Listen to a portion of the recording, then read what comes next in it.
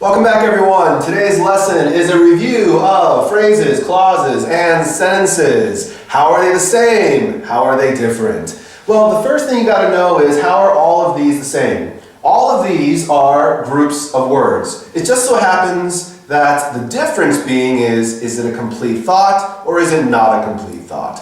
When you talk about a phrase, this is a group of words that form one idea. Okay? It's not just 3 or 4 random words put together. No, we're talking about words that go together as one idea, and there are plenty of different types of phrases. We have noun phrases, verb phrases, adjective phrases, infinitive phrases, gerund phrases, appositive phrases, prepositional phrases. We're not going to talk about those, but there's plenty of different kinds of phrases.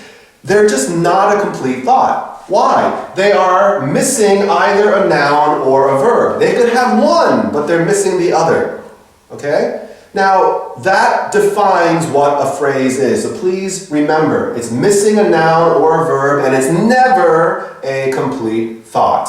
Now, if you have a phrase and you can add a few extra things to it, you could turn that into a clause. Now, obviously, a phrase, let's say you have a phrase that has a noun, but it's missing a verb. If you add a verb to the phrase, you could create a clause. So if you have a clause, it does have both a noun and a verb, and it can be a complete thought, which also means that it sometimes is not a complete thought.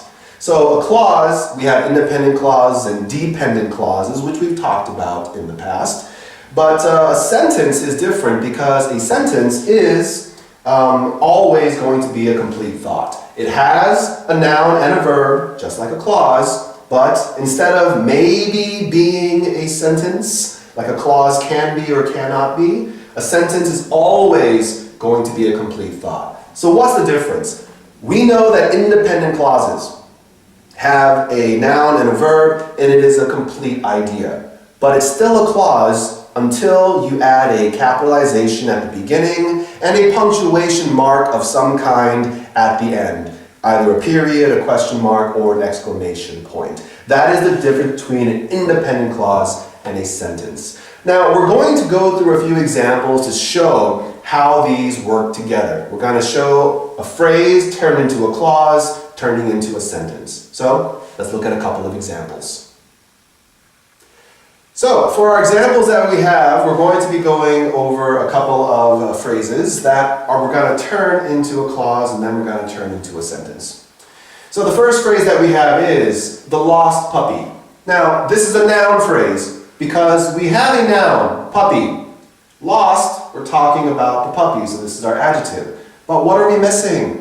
We're missing a verb. Remember, a phrase is missing either a noun or a verb. It can't have both. It can have one, but not the other. A clause will have a noun or a verb, but sometimes it is a complete thought, sometimes it isn't. So, the lost puppy, we're missing a verb. The lost puppy was found. Okay, so was is your verb here, found, we're still talking about the puppy, but this is a complete thought. The lost puppy was found. But is this a sentence? No. Why? Even though this is a complete thought, it's not a sentence until you capitalize and put a punctuation at the end. So make this a capital T, put something at the end. The lost puppy was found! Exclamation. Now this is a sentence. Another phrase that we have, reading books. This is a gerund phrase, starting with an ing gerund. Of course, we've talked about this in the past. Reading books, this is still missing a verb. Reading books helps students. So now we have gerund phrase noun, helps, verb, students, noun. Even though this is a noun, this is your object noun, reading books is your subject noun. This is still a complete thought. Is it a sentence?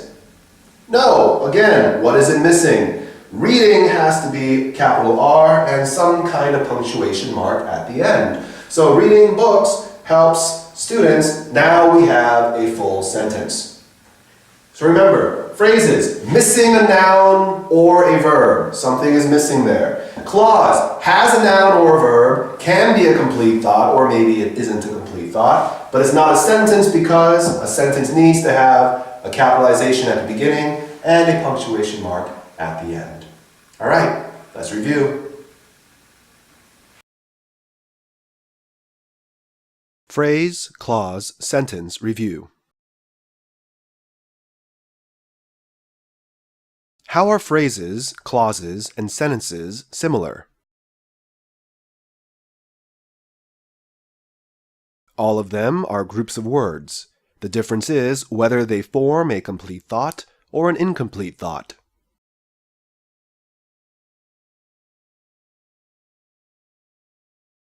What is a phrase?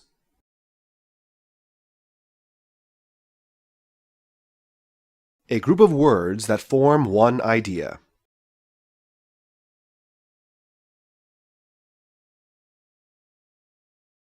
What is a phrase missing?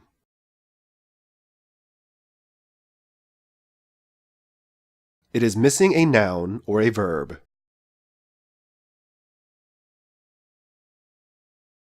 Can a phrase be a complete thought?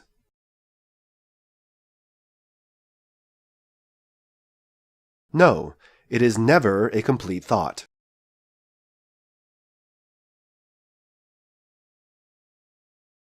What is a clause?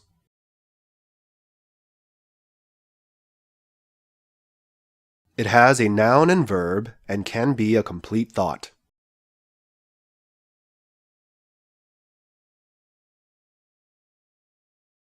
What are the two types of clauses? A clause can be an independent clause, a complete thought, or a dependent clause, an incomplete thought.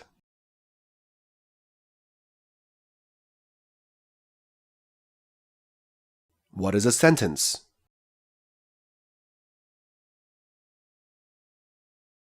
A sentence has a noun and a verb, and it is always a complete thought.